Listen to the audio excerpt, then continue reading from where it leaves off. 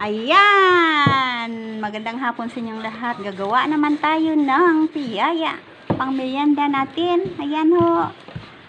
So, next time gagawa kami ng piyaya at aming ibibenta. Pang negosyo, guys. Ayan ha. So, ito yung puti na hiniwa naming tinapay niya. Ito naman yung tinatawag na filling. Yan ang ginawa niyan. Muscovado na sugar. Yung sugar na, ano tawag yan?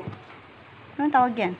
Dark brown sugar. At saka yung flour. I-mix natin. So, napakasimple lang naman siya. Yan, lutuin natin yan mamaya. Ayun, guys.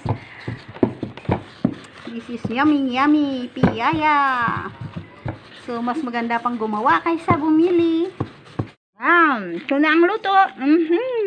Good. Ayan ha. So, ibrasan nyo lang ang ng konting oil at baliktarin. Baliktarin.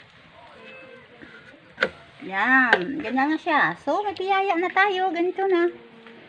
Yummy, guys. Perfect. Ito na. Yummy, yummy pang meriendang sarap, guys. Tara na, kain tayo.